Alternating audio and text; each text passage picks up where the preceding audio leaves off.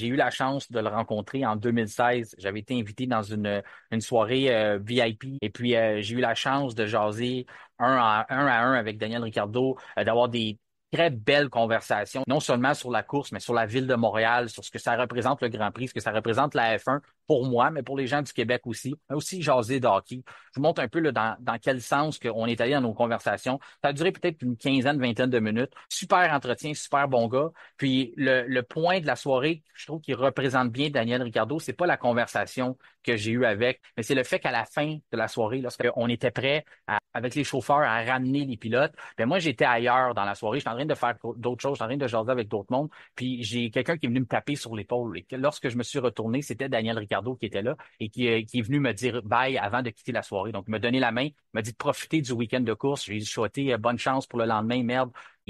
Mais ça, il était pas obligé de le faire. Mais pour lui, c'était naturel de dire, ah, j'ai jasé avec ce gars-là, fait que je vais aller dire bye avant de quitter la soirée. Je voulais vous le raconter aujourd'hui, vous montrer à quel point que ce qu'on voit à la télévision, des fois, on a une image de certains pilotes qui peuvent comprendre qu'on fait jouer la cassette lorsqu'on a les caméras devant nous, les médias et tout ça. Mais Daniel Ricciardo, pour ce que j'ai eu la chance de voir, je pense que c'est plus que ça. Je pense que la personne qu'on voit à la télévision, c'est la personne que j'ai rencontrée cette soirée-là.